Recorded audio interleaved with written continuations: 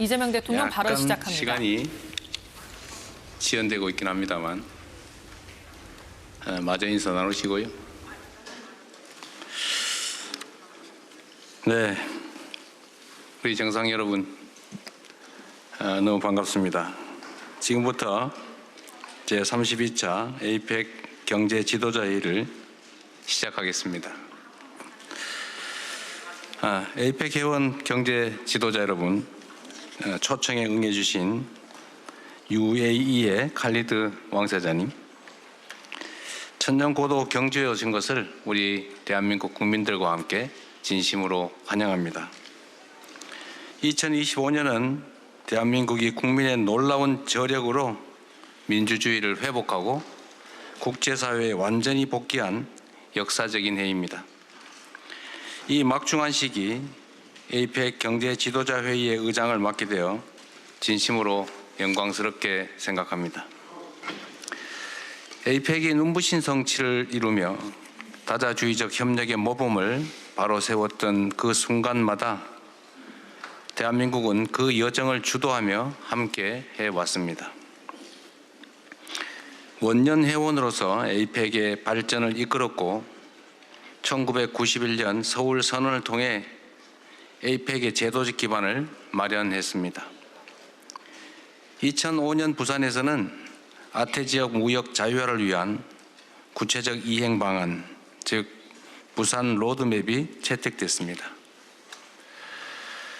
우리가 하나로 연결될수록 서로를 개방할수록 에이펙 회원들은 번영의 길을 향해 한 걸음씩 나아갈 수 있었습니다. 에이펙 출범 후 회원들의 국내 총 생산은 5배, 교역량은 무려 10배 늘었으며 그 단단한 공동 번영의 토대 위에서 대한민국도 경제 강국으로 우뚝 자라났습니다. 협력과 연대, 상호 신뢰의 효능을 증명한 에이펙 정신이 이곳 경주에서도 유감없이 발휘되기를 기대합니다. 하지만 희망찬 전망만 하기엔 우리가 처한 현실이 녹록지는 않습니다. 우리 모두는 국제 질서가 격변하는 중대한 변곡점 위에 서 있습니다. 자유무역 질서가 거센 변화를 맞이하며 글로벌 경제의 불확실성이 심화되고 무역 및 투자 활성화에 동력이 떨어지고 있습니다. 인공지능으로 대표되는 기술혁명은 우리에게 전례 없는 위기이자 동시에 전례 없는 가능성을 선사합니다. 쉽지 않은 도전이지만 에이펙이 걸어온 여정에 지금의 위기를 헤쳐갈 답이 있다고 믿습니다. 협력과 연대만이 우리를 더 나은 미래로 이끄는 확실한 해답입니다. 각자의 국익이 걸린 일이기 때문에 언제나 우리가 같은 입장일 수 없다는 것은 분명합니다. 그러나 힘을 합쳐 공동 번영을 이뤄내야 한다라는 궁극의 목표 앞에서 우리는 함께할 수 있습니다.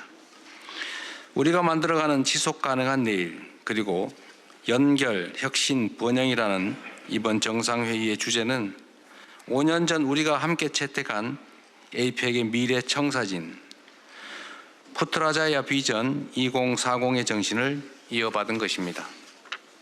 이번 세션에서는 푸트라자야 비전의 핵심 축인 무역과 투자 증진에 대한 여러분들의 고견을 청취하고자 합니다.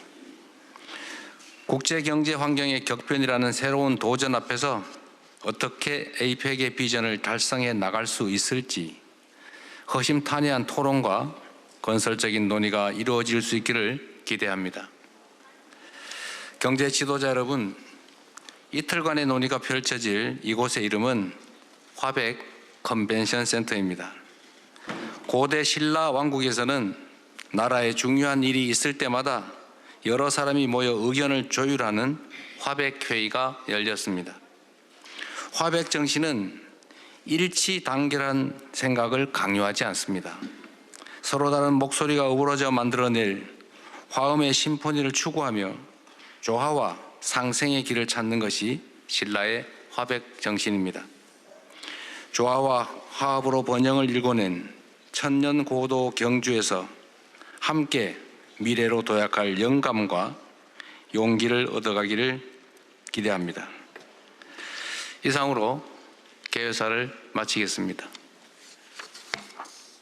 우리 기자단들이 퇴장을 하면 계속 이어서 진행하겠습니다. 그 사이에 우리 IMF 총재님께서 준비를 잘해 주시기를 바랍니다.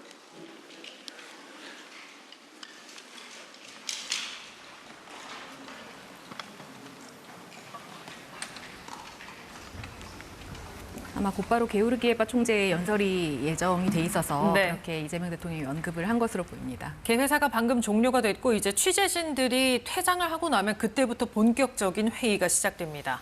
개회사 내용을 정리해 보겠습니다. 김경진 기자.